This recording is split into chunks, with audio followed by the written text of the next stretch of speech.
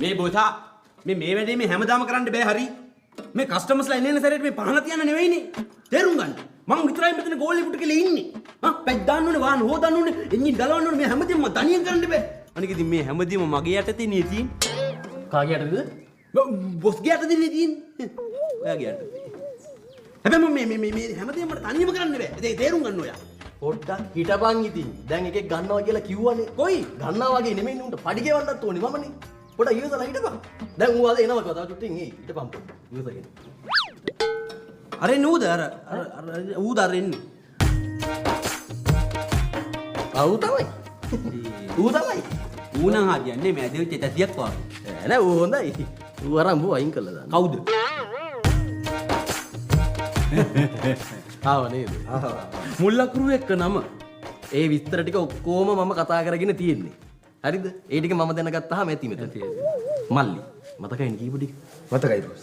පළවෙනි ජොබ් එකනේ හරියට කරන්න. සර්විස් එකට කවුරු හරි ආවොත් පිළිවෙලට තිතට වැඩේ කරලා දෙන්න. කරන්න බොස් කරන්න. හරිද? දැන් අඳුර දාගන්න. මේ සර්විස් එකෙන් පස්සේ අපේ සේවා ස්ටිකරෙත් ගහලවම යවමු. හරි බොස් හරි. ස්ටිකරේ ගහලා.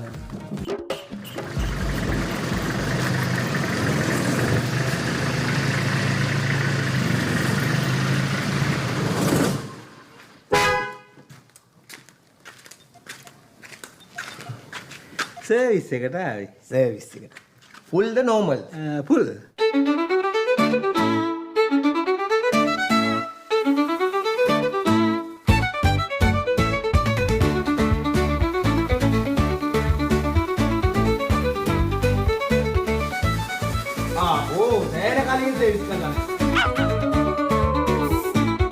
ඔය අභ්‍යන්තර උපකරණ වල මට ගන්න බෑනේ. දාගන්න. ඉන්නේ දැන් කිරි ටොයියා වගේ. ඉලාඩියක් ඉන්නවා. ඕන්නම චුට්ටක් හැරෙන්නකෝ. තමුසේව මං අස් කරනවා.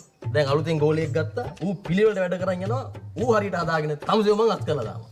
එච්චරයි මම කියන්නේ. එච්චරයි කතාව. මට මහුලක්ද මේ? ඕන්න දැන් වැඩ ටික ඉවරයි. ලොකු බොසාට බිලක් ගෙවාගෙනම යන්නකෝ එහෙනම්. බිල? ඔව්. යන්න. දැන් යන්න.